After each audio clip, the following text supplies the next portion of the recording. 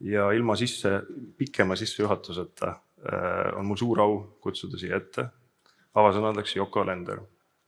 Kliimaminister, ettevõtja, arhitekt ja minu meelest paljude meelest lihtsalt väga lahe inimene.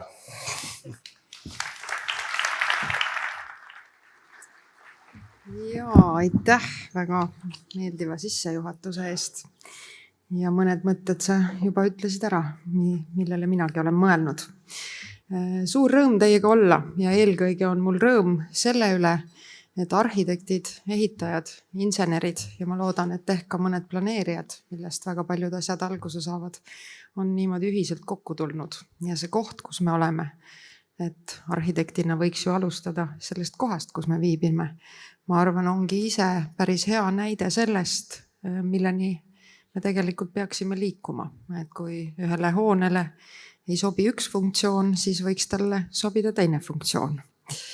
Aga võib-olla tulleski siit sellesama pakutud sissejuhatava mõtte juurde, et mis on siis see peamine küsimus. Et teil oli püstitatud küsimus uus või vana. Ja mina siis, olles lugenud nõuniku poolt kokku pandud kõne ja jõudes siis enda poolt nii-öelda selleni, mida mina teile öelda tahaksin, jõudsin lõpuks selleni, et võib-olla see küsimus on hoopis seotud minu jaoks vähemasti sellega, et kui arhitekte on läbi aja ümbritsenud mingi selline teatav kummaline aura, et me oleksime justkui mingi esoteeriline seltskond, ehk siis ainult välja valitutele esoteeriline, nimelt seda tähendab, mitte ei tähenda neid kellukesi, vaid tähendab just välja valitutele midagi jumalalaadset peaaegu võib-olla, kes näitab kõrgelt, nagu modernismi ajal oli kohane ja kaabu on peas ja tarkust on palju ja reeglina mees ja tark ja musta riietunud. Aga võib-olla tänaseks päevaks on küsimus hoopis selline, et kas peamine on siis looja visioon ehk siis selle inimlooja visioon ja ego või on peamine see kontekst, see arusaamine ja olev austus ja selle, mis juba on, selle taasmõtestamine ja looduse piiridesse mahtumine. Ma arvan, et võib-olla selline väärtuspõhine ka meie inimliigina olemise taasmõtestamine on see, mis tegelikult on praeguse aja küsimus. Et kui me küsime endalt, ka loodus on ju Eesti inimesele üks kõige olulisemaid väärtusi, et mis see loodus on. Paljud vastavad mets, paljud vastavad meri. Tegelikult on ju loodus ka kõik see, mis on siin meie ümber. Siin ei ole mitte ühtegi asja selles ruumis, mis ei pärineks moel või teisel loodusest. Ja 90% sellest, et on kadunud meie ümbert enamus teisi liike, mis meiega koos siin elavad. Eestis on neid küll veel 40 000, see on väga hea. 90% sellest kaost on taandatav sellele, et me oleme inimestena välja võtnud kõik selle, mis on meie ümber, mis on meie seljas, need toolid, see maja siin, ehk siis nii-öelda see materjaliressurss, mille me oleme välja võtnud. Ja 50% omakorda sellest materjaliressursist on just nimelt läinud ehitusse. Ehk siis milline meeletu potentsiaal seda kõike ka muuta ja parandada. Ehk siis väga asjakohane on teie konverentsi pealkiri uus või vana. Kui me vaatame ka meie ajalugu, siis kindlasti see, kuidas meie esivanemad elasid, ei sisaldanud mitte ainult loodusest pärit ja ka sinna tagasi kergesti minevate materjalide kasutamist, vaid sisaldas ka palju ruumilisi väärtusi, kui me mõtleme kas või taluõuele, mis oli selle funktsioon, seal sai kokku tulla ka kaitstud tingimustes. Me vaatame täna suurt trendi linnastumist, milles ka Eestil on loomulikult oma nii-öelda koht, ehkki meie linnastumine on pisut aeglasem kui mujal, siis linnastumise juures kummaliselt saavad kokku kaks vastuolulist probleemi. Ühelt poolt ülerahvastatus, teiselt poolt üksindus.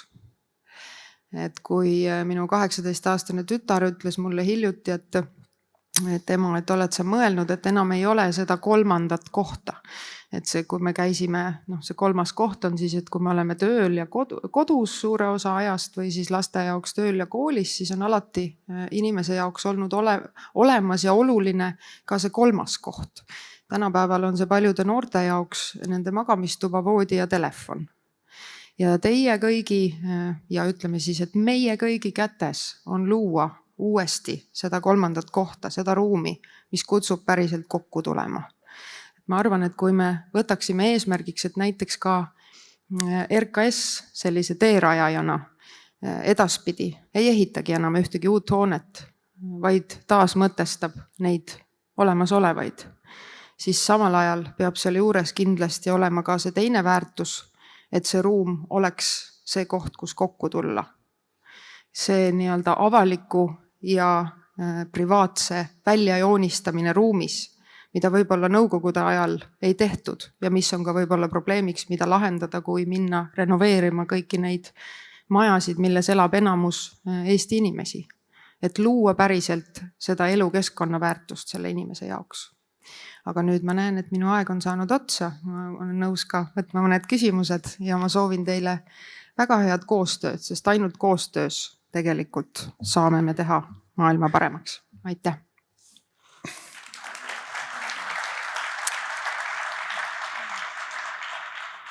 Joko, mul on esimene küsimus selline, et see on isiklik huvi, et kui Reform moodustab ka järgmise valitsuse ja sinu ette pannakse kõik need portfellid, kliima, kultuur, mis iganes veel, millisele valiks? Sina oled esimene, kes saab. No ma praegu keskendun siiski olemasolevale tööle. Sa arvad, et mul on nii igav, et ma jõuan mõelda selliste küsimuste peale, siis sa eksid. Mul on täitsa praegu jumalast põnev ja väga rahul. Ma lihtsalt, ma millegipärast arvasin, et sulle meeldib see portfell, mis sul praegu on, sellepärast, et mõni isegi ütleks, et see sobib sul hullult hästi. Et ühesõnaga sa jääks selle juurde. No meeldivus ei ole küsimus. Küsimus on selles, et sulle on antud imeline võimalus teenida Eestit, maailma, anda oma väike panus ja siis tuleb sellesse vajutada täiega. Väga poliitiline korrektne lause või vastus. Aga ütle... Jaa, mulle meeldib ka, jah. Ütle seda, et kui sa käiski sinu lausetest läbi, aga kui tuletaks korra meelde või sinu jaoks kliimaministrina, mis on ehituse jaoks hetkel top 3 prioriteeti, millega ehitusvaldkonna tipptegijad peaks järgnevatel aastatel tegelema? Et kas see on nagu rohkem linna planeerimise küsimus, on see valglinnastumine, või on see just kestlikkuse teema? Kui sa peaks mingi top 3 tekitama nendest teemadest, mis sa ütleks, mis need oleks? No ma arvan, et see linna planeerimine, see sidususe loomine ja nii-öelda inimliku linnaruumi loomine, see jõuab ehitajateni päris hilja. Et ma arvan, et see on otsustajate tasandil prioriteet number 1. Mis puudutab ehitust, seal küll, ka jällegi ehitajad ju tihtipeale jõuavad siis, kui juba on kõik nii-öelda projektid valmis ja vaja tegutsema hakata, aga seal küll, ma arvan, see mõtteviisi muutus, et rohkem suhtuda austusega ka taaskasutamise ülesandesse, ehk siis mitte ainult tahta ehitada uut, vaid luua väärtust taas mõtestades vana ja kõik, mida me teeme, luua ka nii, et see oleks ka uuesti järgmisel ringil nii-öelda taas mõtestatav ja võib-olla kolmanda asjana ikkagi see ringne mudel ka materjali kasutuse mõttes, et ei oleks jäätmeid nii palju. Me teame, et ehitusvaldkonna jäätmed on meeletud, et see nii-öelda täielikult ringne mudel võiks olla selleks eesmärgiks.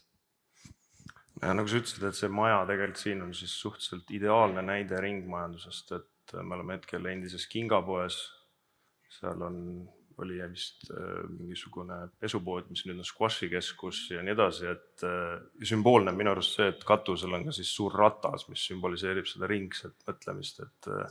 No see oli nüüd küll päris ilus, aga ma ei tea, kas päriselt kõik nii ilus on, aga tore on see, et see pood ei ole lihtsalt tühi kast, mida kütta, ma ei tea, kelle jaoks, et tore, et me oleme saanud siia kokku tulla.